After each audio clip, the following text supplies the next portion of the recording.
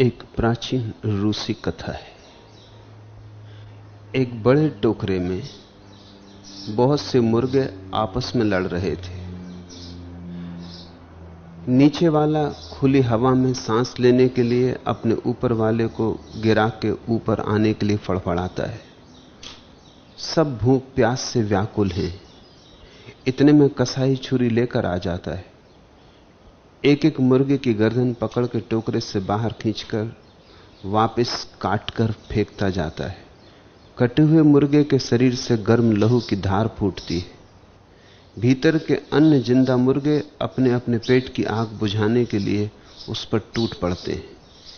इनकी जिंदा चोंचों की छीना झपटी में मरा कटा मुर्गे का सिर गेंद की तरह उछलता लुढ़कता है। कसाई लगातार टोकरे के मुर्गे काटते जाता है। टोकरे के भीतर हिस्सा बांटने वालों की संख्या भी घटती जाती है। इस खुशी में बाकी बचे मुर्गों के बीच से एक आध की बांग भी सुनाई पड़ती है। अंत में टोकरा सारे कटे मुर्दों से भर जाता है। चारों ओर खामोशी है, कोई झगड़ा या शोर नहीं। इस रूसी कथा का नाम है जीवन। ऐसा जीवन है। सब यहां मृत्यु की प्रतीक्षा में। प्रतिपल किसी की गर्दन कट जाती है, लेकिन जिनकी गर्दन अभी तक नहीं कटी है वे संघर्ष में रत हैं। वे प्रतिस्पर्धा में जुड़े। जितने दिन जितने क्षण उनके हाथ में हैं, इनका उन्हें उपयोग कर लेना है। इस उपयोग का एक ही अर्थ है कि किसी तरह अपने जीवन को सुरक्षित कर लेना है, जो कि सुरक्षित हो ही नहीं सकता। मौत तो निश्चित है। मृत्यु तो आकर ही रहेगी। मृत्यु तो एक अर्थ में आ ही गई है। क्यों में खड़े हैं हम, और प्रतिपल क्यों छोटा होता जाता है। हम करीब आते जाते हैं। मौत ने अपनी तलवार उठाकर ही रखी है। वह हमारी गर्दन पर ही लटक रही है। किसी भी क्षण गिर सकती है, लेकिन जब तक नहीं गिरी है तब तक हम जीवन की आपाधापी में बड़े व्यस्त हैं। और बटोर लूं, और इकट्ठा कर लूं, और थोड़े बड़े पद पर पहुंच जाऊं, और थोड़ी प्रतिष्ठा हो जाए, और थोड़ा मान मर्यादा मिल जाए, और अंत में सब मौत छीन लेती है। जिन्हें मृत्यु का दर्शन हो गया, जिन्होंने ऐसा देख लिया कि मृत्यु सब छीन लेगी, उनके जीवन में सन्यास का पदार्पण होता है। उनके जीवन में एक क्रांति घटती है। इस क्रांति को बुद्ध ने एक विशिष्ट नाम दिया है। उसे वो कहते हैं परावृत्ति। इस शब्द को समझ लेना चाहिए। यह शब्द बड़ा बहुमूल्य है। हिंदुओं के पास एक शब्द है निवृत्ति। जैसा हिंदुओं का निवृत्ति शब्द महत्वपूर्ण है, वैसा बौद्धों का परावृत्ति शब्द महत्वपूर्ण है। और निवृत्ति से परावृत्ति ज्यादा महत्वपूर्ण शब्द है। निवृत्ति का अर्थ होता है संसार से विराग, संसार की वृत्तियों में रस का त्याग। मगर त्याग में दमन भी हो सकता है। निवृत्ति अक्सर दमन पर खड़ी होती। परावृत्ति का अर्थ संसार का त्याग नहीं है, अपनी तरफ लौटना। जोर है भीतर की तरफ लौटना। साधारणता हमारी जीवन ऊर्जा बाहर की तरफ जा रही, यह वृत्ति। इसे बाहर की तरफ न जाने देना निवृत्ति। इसे भीतर की तरफ मोड़ लेना परावृत्ति। और यह भीतर की तरफ मुड़ जाए तो बाहर अपने आप ही नहीं जाएगी। जब अपने आप बाहर ना जाए तो परावृत्ति। जब रोकना पड़े बाहर जाने से तो निवृत्ति। तो निवृत्ति में तो दमन होगा, निवृत्ति में तो जबरदस्ती होगी। मन तो जाना चाहता था, तुमने बांध बूंद कर रोक लिया। मन तो भागता था, तुमने किसी तरह कील ठोंक दी। मन तो दौड़ा दौड़ा था, तुम किसी तरह संभाल कर उसकी छाती पे बैठ गए। ये बैठना बहुत सुख नहीं देगा, और जिसे तुमने जबरदस्ती बांध लिया है वो छूटेगा। और जिस पर तुम जबरदस्ती सवार हो गए हो, आज नहीं कल कमजोरी के किसी क्षण में तुम्हें गिरा देगा। फिर घोड़े भागने लगेंगे, फिर इंद्रियां सजग हो जाएंगी, फिर वृत्तियां वापस लौट आएंगी। जब तक परावृत्ति ना हो जाए तब तक निवृत्ति हो नहीं सकती। जो मन अभी बाहर की तरफ भागने में रसातुर है, ऐसा ही रसातुर भीतर की तरफ जाने को हो जाए तो परावृत्ति। और परावृत्ति ही मृत्यु के पार ले जाती, क्योंकि बाहर है मृत्यु और भीतर है जीवन। तुम्हारे अंतस्तर के केंद्र पर परम जीवन है, अमृत है। वहां कभी मृत्यु घटी नहीं, कभी घटेगी नहीं, घट सकती नहीं। वहां तुम परमात्मा हो, वहां भगवत्ता तुम्हारी है, वहां तुम शाश्वत हो, सनातन हो और सदा रहोगे। वहां तुम समय के पार हो। बाहर तो समय है, जितने अपने से दूर गए उतने ही परिवर्तन की दुनिया में गए। जितने अपने से दूर गए उतना ही भटके क्षणभंगुर में, लहरों में खोए। जितना अपने पास आए लहरों से मुक्त हुए, और जब ठीक अपने केंद्र पर आ गए तो सब लहरें शांत हो जाती। उस गहराई में कोई लहर नहीं है, कोई तरंग नहीं है। उस आंतरिक गहराई में पहुंच जाने की प्रक्रिया का नाम परावृत्ति है। निवृत्ति शब्द से ज्यादा मूल्यवान है परावृत्ति शब्द, क्योंकि निवृत्ति में दमन है, परावृत्ति में मुक्ति है। निवृत्ति छाया की तरह आनी चाहिए, परावृत्ति की छाया। अक्सर लोग उल्टा करते हैं, लोग सोचते हैं निवृत्ति की छाया की तरह परावृत्ति आएगी। लोग सोचते हैं हम बाहर से अपने मन को रोक लेंगे तो मन भीतर जाने लगेगा। नहीं, तुम जितना बाहर से अपने मन को रोकोगे, मन और भी बाहर जाएगा, और भी हठपूर्वक बाहर जाएगा। तुम करके देखो, जिस चीज को तुम चेष्टापूर्वक छोड़ोगे, मन वहीं लौट लौट के जाएगा। तुम जिस बात को जबरदस्ती निषेध कर दोगे, उससे मुक्ति ना हो सकेगी। वह बात तुम्हारा पीछा करेगी। सोए जागे, दिन में रात में द्वार खटखटाएगी। निवृत्ति से कोई परावृत्ति की तरफ नहीं जाता। हां, परावृत्ति आ जाए तो निवृत्ति घटती। ऐसे ही हमारे पास और भी एक शब्दावली है, राग, विराग, वीतराग। राग का अर्थ होता है बाहर जाना, दूसरे से जुड़ जाना। विराग का अर्थ होता है दूसरे से टूट जाना, और वीतराग का अर्थ होता है अपने से जुड़ जाना। राग अर्थात वृत्ति, विराग अर्थात निवृत्ति, वीतराग अर्थात परावृत्ति। बुद्ध की सारी देशना परावृत्ति के लिए या वीतरागता के लिए है।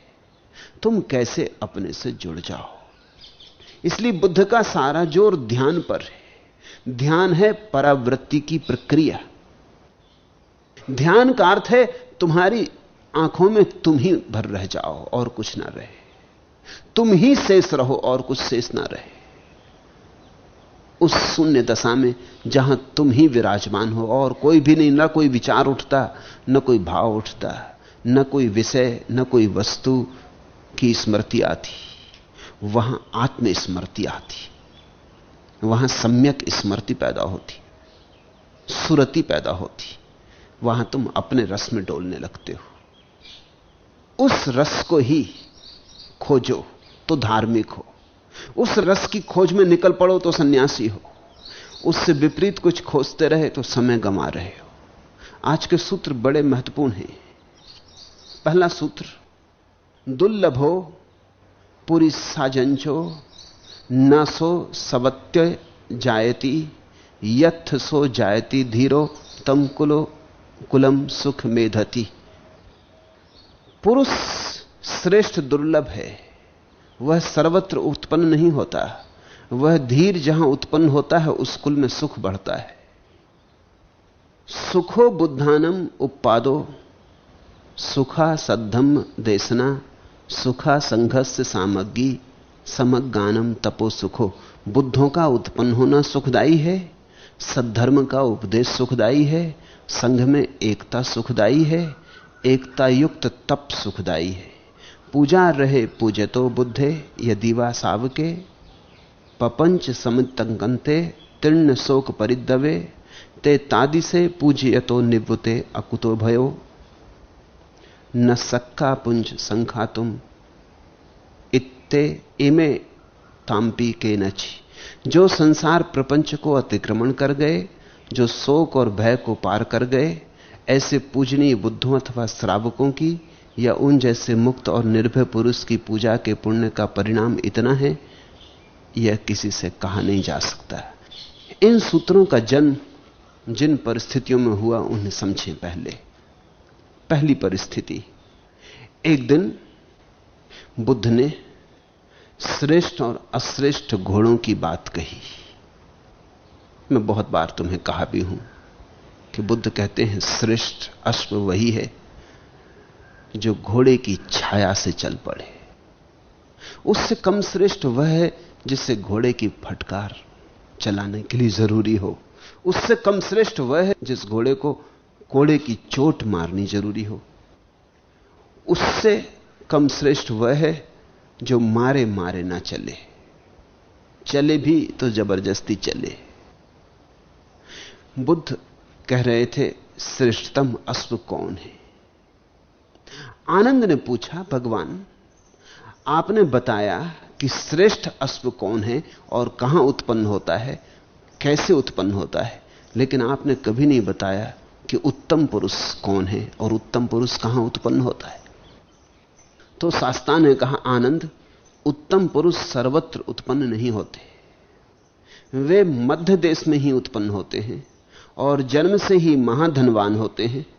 वे क्षत्रिय या ब्राह्मण कुल में उत्पन्न होते हैं और तब उन्होंने यह गाथा कही, दुर्लभो पुरिसाजंचो नाचो सबत्थ जायती यथ सो जायती धीरो तम कुलम सुगमेधती। पुरुष श्रेष्ठ दुर्लभ हैं, सर्वत्र उत्पन्न नहीं होते। वह धीर जहां उत्पन्न होता उस कुल में सुख बढ़ता है। इस गाथा का अर्थ बौद्धों ने अब तक जैसा किया है वैसा नहीं है। सीधा सीधा अर्थ तो साफ मालूम पड़ता है कि बुद्ध महाधनवान घर में पैदा होते, फिर कबीर का क्या होगा, फिर क्राइस्ट का क्या होगा, फिर फरीद का क्या होगा, फिर मोहम्मद का क्या होगा। ये तो महाधनवान घरों में पैदा नहीं हुए, तो फिर बुद्ध पुरुष नहीं है। ये तो बड़ी संकीर्णता हो जाएगी। जैनों के 24 तीर्थंकर राजपुत्र हैं, सही। हिंदुओं के सब अवतार राजाओं के बेटे हैं, सही। और बुद्ध भी राजपुत्र हैं, सही। इसलिए स्वभावतः इस वचन का यही अर्थ लिया गया है अब तक कि बुद्ध पुरुष राजघरों में ही पैदा होते हैं, महाधनवान। लेकिन अब तो दुनिया से राजा मिट गए, मिटते चले जा रहे हैं। दुनिया में आने वाले भविष्य में केवल 5 राजा बचेंगे, 4 ताश के पत्तों के और 1 इंग्लैंड का। बाकी तो और कोई बच सकता नहीं, बाकी तो सब गए। तो बुद्ध पुरुषों को पैदा होने की जगह या तो पत्तों के घरों में पैदा हो या इंग्लैंड के राजघराने में पैदा हो। और जैसे पत्तों के राजा झूठे, ऐसा इंग्लैंड का राजा झूठा, इसलिए बचेगा। बचने का और कोई खास कारण नहीं है ही नहीं, इसलिए बच जाएगा। ना कुछ है, प्रतीकात्मक है। तो दुनिया में अब बुद्ध पुरुष पैदा नहीं होंगे। कहीं अनर्थ हो गया शब्द का। मैं महाधनवान का अर्थ करता हूं, जन्म से ही महाधनवान होते। इसका अर्थ हुआ कि बुद्ध पुरुष आकस्मिक पैदा नहीं होते, जन्मों जन्मों की संपदा लेके पैदा होते। संपदा भीतरी है, संपदा आंतरिक है। महाधनवान ही पैदा होते। शायद बस आखिरी तिनका रखा जाना है और ऊंट बैठ जाएगा। सब हो चुका है, शायद थोड़ी सी कमी रह गई है। 99 डिग्री पर उबल रहा है पानी, 1 डिग्री और फिर दोबारा जन्म नहीं होगा। यही अर्थ है महाधनवान का। ऐसा कम से कम मैं अर्थ करता हूं। महाधनवान का यही अर्थ है कि बुद्ध पुरुष दरिद्र पैदा नहीं होते। यह दरिद्रता धन की दरिद्रता नहीं है, यह अंतर धन की। यह महा ऐश्वर्य धन का ऐश्वर्य नहीं है, यह महा ऐश्वर्य ध्यान का ऐश्वर्य, समाधि का ऐश्वर्य, भीतर की शांति और आनंद का ऐश्वर्य। इसलिए कबीर भी महाधनवान ही पैदा होते, क्राइस्ट भी महाधनवान ही पैदा होते। महाधनवान होने का अर्थ है अपनी संपदा अपने भीतर लेके पैदा होते हैं, खाली हाथ पैदा नहीं होते, भरे हाथ पैदा होते। हाथ करीब करीब पूरे भरे हैं, जरा सी कमी रह गई, वो इस जीवन में पूरी हो जाएगी, फिर दोबारा पैदा नहीं होंगे, क्योंकि जो पूरा पूरा हो गया उसके आने की फिर कोई जरूरत नहीं रह जाती। तो मैं तुमसे कहता हूं, भविष्य में भी बुद्ध पुरुष होते रहेंगे, राजा रहें ना रहें, धनवान रहें ना रहें, बुद्ध पुरुष होते रहेंगे। क्योंकि बुद्ध पुरुष के होने का धन से क्या संबंध हो सकता है? भीतरी धन से निश्चित संबंध है, बाहरी धन से कोई संबंध नहीं हो सकता। दूसरी बात, बुद्ध कहते हैं आनंद उत्तम पुरुष सर्वत्र उत्पन्न नहीं होते। ये तो सच है, बुद्धत्व हर कहीं थोड़ी घट जाता है। जन्मों जन्मों की साधना, जन्मों जन्मों की पात्रता, जन्मों जन्मों तक जो ग्राहकता अर्जित की है, ध्यान किया है, तपश्चर्या की है, उस पात्रता में ही घटना घटती, हर कहीं नहीं घट जाती। जिसने बीज बोए हैं वही तो फसल काटेगा ना, और जिसने श्रम किया है वही तो फल पाएगा ना। तो सर्वत्र यह घटना नहीं घटती। हर एक व्यक्ति बुद्ध हो सकता है मगर हो नहीं पाता। कोई कोई कभी कभी हो पाता है, विरला हो पाता है। होना तो सभी की संभावना है, लेकिन संभावनाओं को सत्य बनाना आसान तो नहीं। संभावनाओं को सत्य बनाने के लिए तो पूरे जीवन को दांव पर लगाना पड़ता है। तो जन्मों जन्मों की छोटी छोटी बातों का मूल्य है। छोटी छोटी बातें इकट्ठी होती चली जाती, छोटी छोटी बातों के परिणाम तुम्हारे जीवन को रूपांतरित करते जाते। तुमने किसी को गाली दे दी, किसी का अपमान कर दिया, यह बात ऐसे ही ना चली जाएगी। गाली देने में, अपमान करने में तुम्हारी चेतना को भी कुछ हो गया। तुमने किसी को दान दे दिया, किसी को प्रेम किया, किसी के ऊपर करुणा की, यह बात इतने में ही समाप्त नहीं होगी। ऐसा करने में तुम भी बदले, तो तुम्हारे छोटे छोटे कृत्य तुम्हारे जीवन धारा को बदलते जाते। एक ऐसी घड़ी आती है जब तुम्हारी जीवन धारा उस जगह पहुंच जाती है। शुभ की ऐसी प्रकीर्ण घड़ी आती है जहां सत्य तुम्हारे घर में मेहमान हो सकता है, जहां भगवान तुम्हारे द्वार पर दस्तक देता है कि मुझे भीतर आ जाने दो। सिंहासन तैयार हो गया तो मेहमान आ जाता है। इसलिए बुद्ध कहते हैं सर्वत्र उत्पन्न नहीं होते। लेकिन बौद्धों ने इसका क्या अर्थ लिया जानते हैं? हिंदुओं ने इसका क्या अर्थ लिया? उन्होंने कहा कि बुद्ध पुरुष भारत में ही पैदा होते, सर्वत्र पैदा नहीं होते। जातीय अहंकार, राष्ट्रीय अहंकार भारत में ही पैदा होते। यही है पवित्रतम देश, यही है धर्म भूमि। सदियों से भारत का अहंकार अपने आप की पूजा करता रहा है। भारत का अहंकार कहता रहा है कि देवता भी यहां पैदा होने को तरसते क्योंकि यहां बुद्ध पुरुष पैदा होते। फिर क्राइस्ट को क्या कहोगे? फिर जरथुस्त्र को क्या कहोगे? फिर मोहम्मद का क्या करोगे? और फिर बुद्ध के चले जाने के बाद जो बुद्धों की असली परंपरा चली वो तो चीन में चली और जापान में चली और बर्मा में चली और लंका में चली, और सैकड़ों व्यक्ति बुद्धत्व को उपलब्ध हुए। वे सब भारत के बाद उपलब्ध हुए। उनको क्या कहोगे? नहीं, ऐसी संकीर्ण बात इसका अर्थ नहीं हो सकती। भारतीय मन को यह बात सुख देती क्योंकि तुम्हारे अहंकार को तृप्त करती। मैं इसके लिए राजी नहीं हूं। बुद्ध पुरुष सर्वत्र पैदा नहीं होते, यह सच है। सभी के भीतर यह घटना नहीं घटती, इसमें सच्चाई ज्यादा खोजने की जरूरत ही नहीं, साफ ही है बात। करोड़ों में कभी कोई एक होता है, लेकिन वो एक भारत में होता है ऐसी भ्रांति मत पालना। वो एक कहीं भी हो सकता है, जहां कोई तैयार होगा वहां हो जाएगा। दूसरी बात, वे मध्य देश में ही उत्पन्न होते हैं। ये मध्य देश ने बड़ी झंझट खड़ी की है बौद्ध शास्त्रों में। उन्होंने तो हिसाब किताब भी आंक के बता दिया कि कितना योजन लंबा और कितना योजन चौड़ा मध्य देश है। तो मध्य देश में बिहार आ जाता है, उत्तर प्रदेश आ जाता है, थोड़ा सा मध्य प्रदेश का हिस्सा आ जाता है, बस ये मध्य देश है। तो पंजाब में पैदा नहीं हो सकते, सिंध में पैदा नहीं हो सकते, बंगाल में पैदा नहीं हो सकते। ये तो सीमांत देश हो गए, ये मध्य देश ना रहे। ये बात बड़ी ओछी है, ऐसा अर्थ करना उचित नहीं।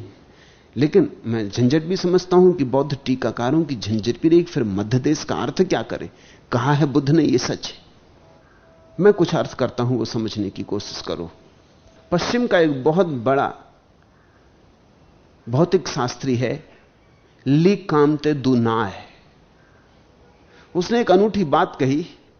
ली कामते दू नाय को पढ़ते वक्त अचानक मुझे लगा कि ये तो मध्य देश की बात कर रहा है, मगर बुद्ध और लीकामते दू नाय में तो 2500 साल का फासला है, और बिना लीकामते दू नाय के बुद्ध के मध्य देश की परिभाषा नहीं हो सकती। इसलिए मैं क्षमा करता हूं जिन्होंने 2500 साल में मध्य देश की इस तरह की व्याख्या की है, उन पर मैं नाराज नहीं हूं, क्योंकि वो कुछ कर नहीं सकते थे। एक अनूठी बात दू नाय ने खोजी है, और वो ये कि मनुष्य अस्तित्व में ठीक मध्य में, मध्य देश है। छोटे से छोटा है परमाणु, एटम, और बड़े से बड़ा है विश्व। और लीकामते दू नाय ने सिद्ध किया है कि मनुष्य इनके दोनों के ठीक बीच में मध्य देश है, ठीक बीच में। इसका अर्थ होता है परमाणु में और मनुष्य के बीच में जो अनुपात है, मनुष्य जितने गुना बड़ा है परमाणु से, उतना ही गुना बड़ा विश्व है मनुष्य से। मनुष्य ठीक मध्य में खड़ा है। एक छोर पर परमाणु है, परमाणु और मनुष्य के बीच जितना फासला है, उतना ही फासला मनुष्य और विश्व की परिधि के बीच है। वे फासले बराबर हैं, और मनुष्य ठीक मध्य में खड़ा है। लीकामते दू नाय को पढ़ते वक्त अचानक मुझे धम्मपद का यह वचन याद आया। शायद लीकामते दू नाय को तो बुद्ध के इस वचन का कोई पता भी ना होगा, हो भी नहीं सकता, लेकिन यह मध्य देश का अर्थ हो सकता है, होना चाहिए कि बुद्ध पुरुष मनुष्य में ही पैदा होते, मनुष्य योनि में ही पैदा होते। अब तक सुना भी नहीं गया कि कोई हाथी, कोई घोड़ा बुद्ध पुरुष हुआ हो। देवता भी बुद्ध पुरुष नहीं होते, मनुष्य से पीछे भी कोई बुद्ध पुरुष नहीं होता, मनुष्य के आगे भी कोई बुद्ध पुरुष नहीं होता। मनुष्य चौराहा है, चौरस्ता है। मनुष्य की कुछ खूबी है, वो समझ लेनी चाहिए, वो क्यों मध्य देश है। मध्य देश की कुछ खूबी है, कुछ अड़चन भी है मध्य देश की। मध्य देश का मतलब होता है बीच में खड़े, न इस तरफ है न उस तरफ, चौराहे पर खड़े। मनुष्य का अर्थ है अभी कहीं गए नहीं, खड़े सीढ़ी के बीच में, दोनों तरफ जाने की सुविधा है। निम्नतम होना चाहें तो मनुष्य से ज्यादा नीच और कोई भी नहीं हो सकता। मनुष्य पशुओं से भी नीचा गिर जाता है। जब तुम कभी कभी कहते हो मनुष्य ने पशुओं जैसा व्यवहार किया, तो तुम कभी सोचना कि पशुओं ने ऐसा व्यवहार कभी किया है। तॉलस्टॉय ने लिखा है कि जब भी कोई कहता है कि इस मनुष्य ने पशु जैसा व्यवहार किया, तो मुझे क्रोध आता है कि यह आदमी पशुओं के साथ ज्यादती कर रहा है, क्योंकि जैसे व्यवहार मनुष्य ने किए हैं वैसे तो पशुओं ने कभी नहीं किए। कौन से पशु ने अडोल्फ हिटलर जैसा काम किया है, या चंगेज खां, या तैमूर लंग, या जोसेफ स्टालिन? किस पशु ने ऐसा काम किया है? किसी पशु ने ऐसा काम नहीं किया। पशु मारता है जरूर, हिंसा भी करता है, लेकिन भोजन के अतिरिक्त और किसी कारण से नहीं। अगर सिंह का पेट भरा हो तो तुम उसके पास से निकल सकते हो, वो हमला भी नहीं करेगा। सिर्फ आदमी अजीब है, ये खिलवाड़ में भी मारता है। ये कहता हम शिकार करने जा रहे हैं, इसको कोई प्रयोजन नहीं है, ये मार के खाएगा भी नहीं, भूखा भी नहीं है, भरा पेट है, लेकिन खिलवाड़ से खेल के लिए जा रहा है। और जब ये आदमी जाके जंगल में किसी जानवर को मार लेता है तो कहता खूब मजा आया, शिकार हुई। और अगर जंगली जानवर इसको मार ले तब ये नहीं कहता कि खूब मजा आया, शिकार हुई। जंगली जानवर ने शिकार की तब शिकार नहीं कहता। और जंगली जानवर कभी शिकार के लिए शिकार नहीं करता जब भूखा होता है तभी। मैंने सुना है एक दिन एक सिंह और एक खरगोश एक होटल में गए। दोनों बैठ गए तो खरगोश ने बैरे को बुलाया और कहा कि नाश्ता ले आओ। तो बैरे ने पूछा, और आपके मित्र क्या लेंगे? खरगोश ने कहा, बात ही मत करो, अगर मित्र भूखे होते तो तुम सोचते हो मैं यहां इनके पास बैठा होता? वो नाश्ता कर चुके होते। मित्र भूखे नहीं, तभी तो मैं इनके पास बैठा हूं। जानवर तो केवल तभी मारता है जब भूखा होता है। आदमी खेल में खिलवाड़ में मारता है। हिंसा खिलवाड़, दूसरे का जीवन जाता है, तुम्हारे लिए खेल। फिर कोई जानवर अपनी ही जाति के जानवरों को नहीं मारता। कोई सिंह सिंह को नहीं मारता है, और कोई सांप किसी सांप को नहीं काटता। कोई बंदर कभी किसी बंदर की गर्दन काटते नहीं देखा गया। आदमी अकेला जानवर है जो आदमियों को काटता है, और एक दो में नहीं, करोड़ों में काट डालता है। इसके पागलपन की कोई सीमा नहीं। तो अगर आदमी गिरे तो पशु से बदतर हो जाता है, और अगर आदमी उठे तो परमात्मा के ऊपर हो जाता है। बुद्धत्व का अर्थ है उठना, पशुत्व का अर्थ है गिरना, और मनुष्य मध्य में है। इसलिए दोनों तरफ की यात्रा बराबर दूरी पर है। जितनी मेहनत करने से आदमी परमात्मा होता है, उतनी ही मेहनत करने से पशु भी हो जाता है। तुम ये मत सोचना कि एडोल्फ हिटलर कोई मेहनत नहीं करता। मेहनत तो बड़ी करता है, तब हो पाता है। यह मेहनत उतनी ही है जितनी मेहनत बुद्ध ने की भगवान होने के लिए। उतनी ही मेहनत से यह पशु हो जाता है। उतने ही श्रम से तुम ध्यान की संपदा पालोगे जितने श्रम से तुम अपने को गंवा दोगे। तुम पर निर्भर है। तुम ठीक मध्य में खड़े हो, उतने ही कदम उठा के तुम पशु के पास पहुंच जाओगे, पशु से भी नीचे, और उतने ही कदम उठा के तुम परमात्मा हो जा सकते हो। यह अर्थ है मध्य देश का। और स्वभावतः मध्य में से ही चौराहा जाता है। पुरुष श्रेष्ठ दुर्लभ है। वह सर्वत्र उत्पन्न नहीं होता, वह मध्य देश में ही उत्पन्न होता है, और जन्म से ही महाधनवान होता है। तो मनुष्य की महिमा भी अपार है, क्योंकि यहीं से द्वार खुलता है। और मनुष्य का खतरा भी बहुत बड़ा है, क्योंकि यहीं से कोई गिरता है। तो संभल के कदम रखना, एक एक कदम फूंक फूंक के रखना, क्योंकि सीढ़ी यहीं से नीचे भी जाती, जरा चूके तो चले जाओगे। और सदा ख्याल रखना, गिरना सुगम मालूम पड़ता है, क्योंकि गिरने में लगता है कुछ करना नहीं पड़ता, उठना कठिन मालूम पड़ता है। यद्यपि गिरना भी सुगम नहीं है, उसमें भी बड़ी कठिनाई है, बड़ी चिंता, बड़ा दुख, बड़ी पीड़ा। लेकिन साधारणता ऐसा लगता है कि गिरने में आसानी है, उतार है। चढ़ाव पर कठिनाई मालूम पड़ती, लेकिन चढ़ाव का मजा भी है, क्योंकि शिखर करीब आने लगता आनंद का। आनंद की हवाएं बहने लगती, सुगंध भरने लगती, रोशनी की दुनिया खुलने लगती। तो चढ़ाव की कठिनाई है, चढ़ाव का मजा है। उतार की सरलता है, उतार की अड़चन है। मगर हिसाब अगर पूरा करोगे तो मैं तुमसे यह कहना चाहता हूं कि बराबर आता है हिसाब। बुरे होने में जितना श्रम पड़ता है उतना ही श्रम भले होने में पड़ता है। इसलिए वे नासमझ हैं जो बुरे होने में श्रम लगा रहे हैं। उतने में ही तो फूल खिल जाते हैं। जितने श्रम से तुम दूसरों को मार रहे हो, उतने में तो अपना पुनर्जन्म हो जाता। और भी आगे बुद्ध ने कहा कि वे क्षत्रिय या ब्राह्मण कुल में ही उत्पन्न होते। इसकी भी झंझट रही है सदियों तक। क्षत्रिय या ब्राह्मण कुल में ही उत्पन्न होते, तो फिर वैश्य और शूद्रों का क्या? फिर रैदास तो शूद्र हैं, रैदास का क्या? तो क्या फिर वैश्यों और शूद्रों में कभी कोई बुद्धत्व को उपलब्ध नहीं हुआ? ब्राह्मण और क्षत्रिय तो ऐसा मानना चाहेंगे कि नहीं, कोई कभी उत्पन्न नहीं हुआ, लेकिन यह बात गलत है। जीसस तो बढ़े ही हैं, मोहम्मद व्यवसायी हैं। मोहम्मद व्यवसाय ही करते थे जब उन्हें पहली दफा इल्हाम हुआ। तो यह अर्थ तो नहीं हो सकता, और यह अर्थ इसलिए भी नहीं हो सकता कि बुद्ध ने तो बार बार इंकार किया है कि मैं वर्णों को मानता नहीं। मैं मानता नहीं कि कोई ब्राह्मण है, कि कोई शूद्र है, कि कोई क्षत्रिय है। जन्म से तो कोई वर्ण है नहीं, इसलिए बुद्ध के वचन का यह अर्थ तो हो नहीं सकता। बुद्ध ने तो वर्णों की पूरी धारणा को ही इंकार किया। वही तो उनकी क्रांति थी। फिर बुद्ध का क्या अर्थ होगा? मैं कुछ अर्थ करता हूं। वह अर्थ ऐसा है कि वही व्यक्ति बुद्धत्व को उपलब्ध होता है जिसमें ब्राह्मण की जैसी ब्रह्म को खोजने की आकांक्षा हो और क्षत्रिय जितना साहस हो जीवन को दांव पर लगा देने का। मैं इसकी भी फिक्र नहीं करता कि बौद्ध पंडित मुझसे राजी होंगे कि नहीं। पंडितों की मैं फिक्र ही नहीं करता हूं।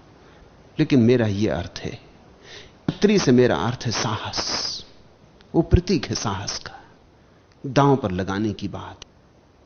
यह मैं भी मानता हूं कि व्यवसायी बुद्धि का आदमी बुद्धत्व को उपलब्ध नहीं हो सकता। मैं ये नहीं कहता कि वैश्य उपलब्ध नहीं हो सकता, लेकिन व्यवसायी बुद्धि का आदमी नहीं उपलब्ध हो सकता, क्योंकि व्यवसायी कभी हिम्मत ही नहीं करता। वो कौड़ी कौड़ी का हिसाब लगाता रहता है। हिम्मत क्या करे? जुआरी उपलब्ध हो सकता है, वो सब दांव पर लगाने की हिम्मत करता है। वो कहता है या इस तरफ या उस तरफ, या तो पार हो जाएंगे या डूब जाएंगे। ठीक। व्यवसायी सोचता है कि लाभ कितना होगा, हानि कितनी होगी।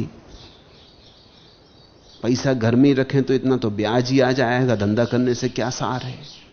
धंधे में कुछ ज्यादा मिलता हो तो ही, लेकिन वो ये भी देखता रहता है कहीं ज्यादा मिलने के लोभ में ऐसा ना हो कि खो जाए, तो इतने दूर भी नहीं जाता। वो चालाकी से चलता है।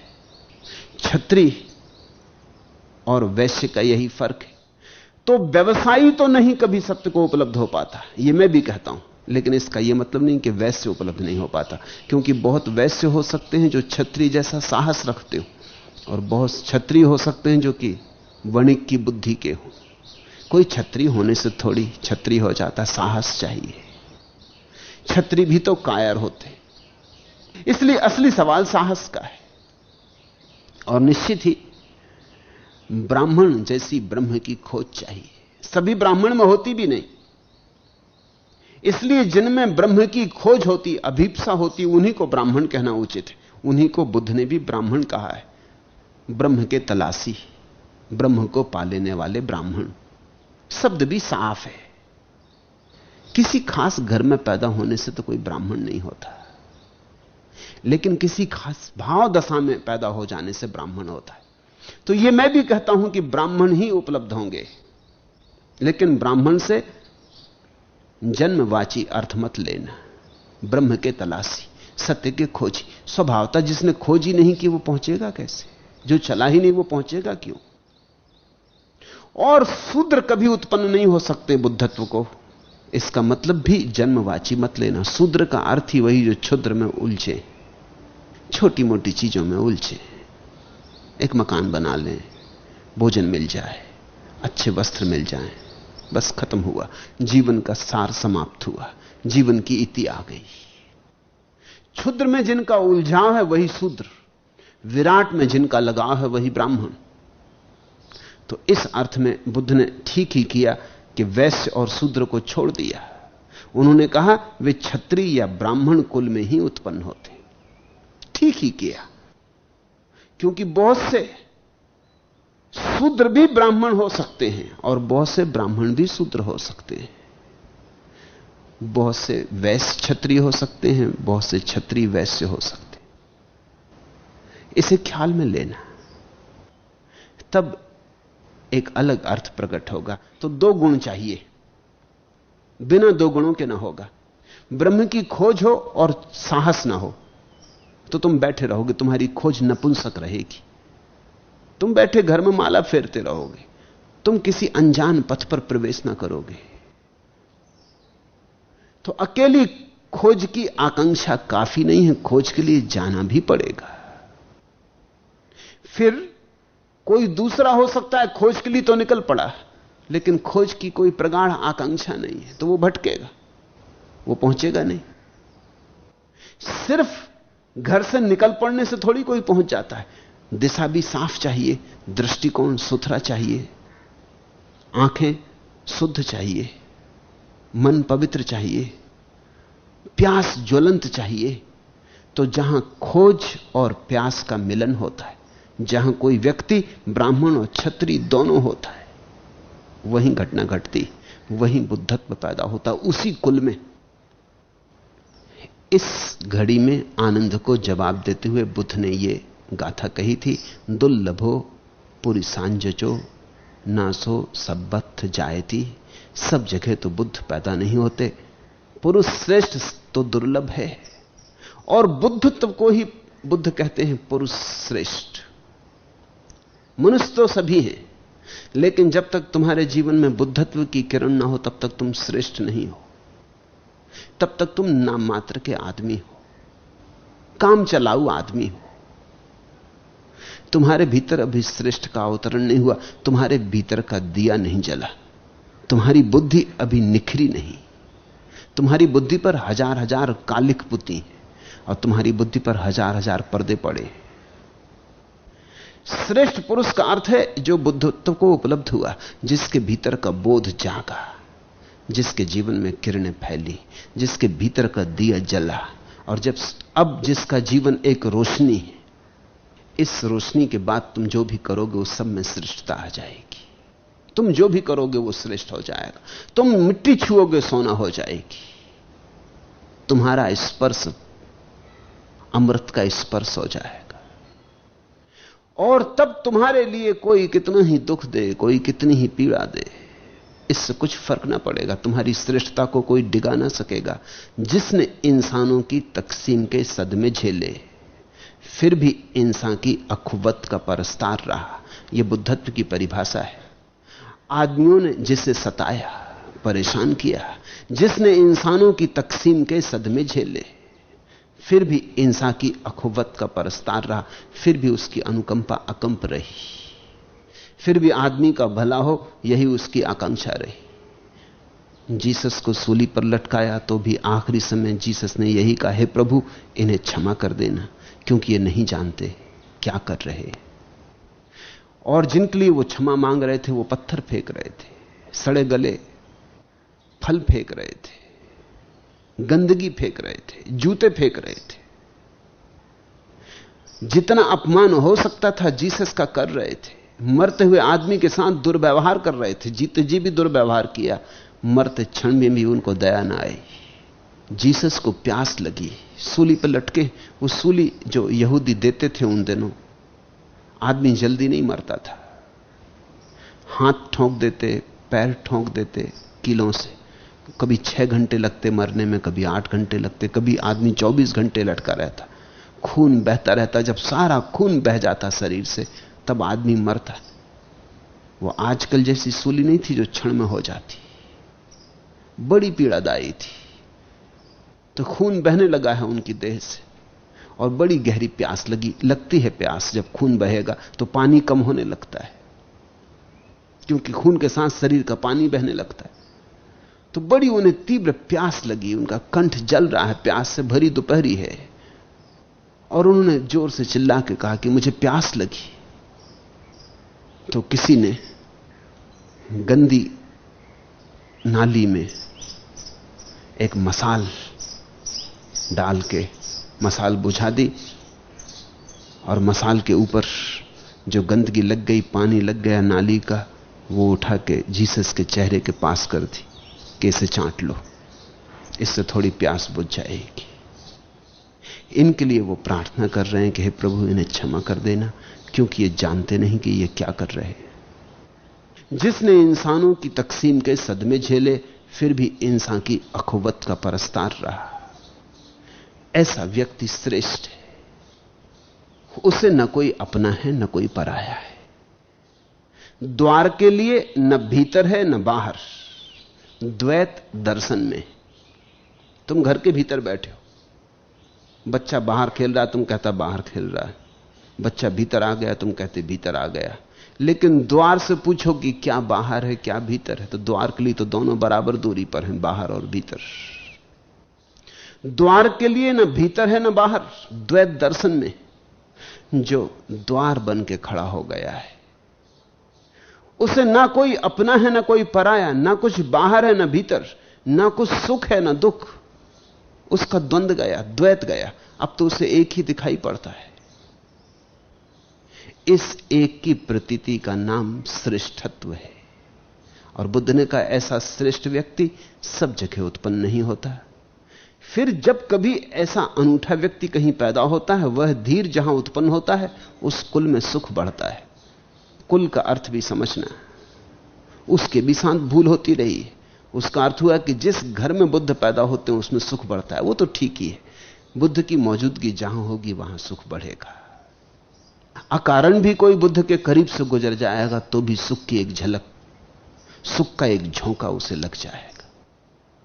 बुद्ध के पास न जानकर भी आए हुए आदमी को थोड़ी सी सुगंध तो लग ही जाएगी। तो जिस घर में बुद्ध पैदा होंगे उस घर में तो सुख होगा, ये ठीक है, मगर यह बात असली नहीं है। बुद्ध की भाषा में कुल का कुछ और अर्थ होता है। बुद्ध कहते हैं कि तुम्हारे भीतर कोई स्थिर आत्मा नहीं है, तुम्हारे भीतर कोई ठोस आत्मा नहीं है, तुम्हारे भीतर एक संतति है। जैसे हम सांझ को दिया जलाते, शाम को दिया जलाया, फिर सुबह अगर कोई तुमसे पूछे कि क्या यह वही दिया है जो रात तुमने जलाया था, तो तुम क्या कहोगे? तुम अगर थोड़ा सोच विचार करोगे तो तुम कहोगे कि दिया तो वही है एक अर्थ में, लेकिन एक अर्थ में नहीं भी है, क्योंकि जो ज्योति हमने जलाई थी वो तो कभी की बुझ चुकी, दूसरी ज्योति आ रही प्रतिक्षण। जो ज्योति हमने जलाई थी वो तो हवा में लीन होती जा रही और दूसरी ज्योति आती जा रही है। तो यह दिया इस अर्थ में वही है कि इस दिए में जो ज्योति अभी जल रही है वो उसी ज्योति की संतति है, उसी कुल में आई है। मगर वो ज्योति तो कभी की जा चुकी, हजारों ज्योतियां आ चुकी रात में और जा चुकी। जैसे नदी है, तुम कहते हो ये गंगा है, तुम कहो कि हम पिछले वर्ष भी यहां आए थे, ये वही नदी है, तो बुद्ध कहते हैं ये वही नदी है। ठीक से सोच के कह रहे हो? नहीं, उसी नदी के कुल में है। वो नदी तो कब की बह गई, जो तुम देख गए थे साल भर पहले वो तो सागर में गिर चुकी। हां, उसी की धारा में बहने वाली नदी है, उसी से जुड़ी है, उससे भिन्न भी नहीं है, उसके साथ एक भी नहीं है। इसको बुद्ध ने संतति का नियम कहा है, इसको बुद्ध कहते हैं कुल। तुम जब पैदा हुए थे तुम वही हो। कितनी तो धारा बह चुकी, कितनी तो नदी बह चुकी, गंगा का कितना पानी तो बह चुका। तुम जवान हो गए, अब कितने बह गए। बूढ़े होगे तब तुम यही रहोगे, तब बहुत कुछ बह चुका होगा। लेकिन एक अर्थ में तुम यही रहोगे, क्योंकि एक ही धारा है। जो पैदा हुआ था वही तो नहीं मरेगा। जो बच्चा पैदा हुआ था 70 साल पहले वही थोड़ी मरेगा। 70 साल में तो सब बदल गया, लेकिन फिर भी एक अर्थ में वही मरेगा, वही धारा टूटेगी। इस धारा के सिद्धांत को बुद्ध ने बड़ा मूल्य दिया। यह उनकी अनूठी खोज है। इसका अर्थ हुआ कि इस जगत में कोई भी चीज स्थिर नहीं है, तुम भी स्थिर नहीं हो। अस्थिरता इस जगत का स्वभाव है, परिवर्तन इस जगत का स्वभाव है। इसके पहले भी लोगों ने कहा है कि जगत का स्वभाव परिवर्तन है, लेकिन तुमको बचा लिया था। उन्होंने कहा था तुम नहीं बदलते, सब बदल रहा है, तुम स्थिर हो। लेकिन बुद्ध कहते हैं तुम भी स्थिर नहीं हो, तुम भी बदल रहे हो, और जो नहीं बदल रहा है उसका तो तुम्हें पता ही नहीं। और जब तक तुम हो तब तक उसका पता भी नहीं चलेगा। जब तुम बिल्कुल ऐसा अनुभव कर लोगे कि मैं भी इस बदलती जगत की ही एक छाया हूं, और तुम भी इस जगत की बदलाहट के साथ बदलते जाओगे, और धीरे धीरे ये मोह छोड़ दोगे कि मैं स्थिर हूं, तब तुम्हें कुछ दिखाई पड़ेगा, कुछ जो शाश्वत है। लेकिन उसकी बुद्ध ने चर्चा नहीं की, क्योंकि वो कहते हैं चर्चा करते से ही गलती हो जाती। जिसकी भी हम चर्चा कर सकते हैं वही अशाश्वत हो जाता है, इसलिए उसे चर्चा के बाहर छोड़ दिया है कुछ अनिर्वचनीय, नित्य, मगर उसकी चर्चा नहीं की है। तुम तो जिसे अभी जानते हो कि मैं हूं, यह बदल रहा है। तुम एक धारा हो, एक संतति हो, जैसे दिए की ज्योति या नदी। इस बात को ख्याल में लोगे तो अर्थ साफ हो जाएगा। वह धीर जहां उत्पन्न होता है, यथ सो जायती धीरो तम कुलम सुख मेधति, उस कुल में सुख बढ़ता है। जहां बुद्धत्व का पदार्पण हो गया, फिर उसके बाद तुम्हारे भीतर जो संतति चलती, जो धारा आती, तुम जो रोज रोज पैदा होते हो, उसमें रोज रोज सुख बढ़ता चला जाता। आज और, कल और, परसों और, तुम बदलते जाते हो, लेकिन सुख घना होता जाता है। सुख बढ़ता ही चला जाता है और एक ऐसी घड़ी आती जहां सुख महासुख हो जाता है। उस महासुख की घड़ी को ही निर्वाण की घड़ी कहा है। समाधि की घड़ी कहो, जीवन मुक्त की दशा कहो, या जो भी नाम देना हो।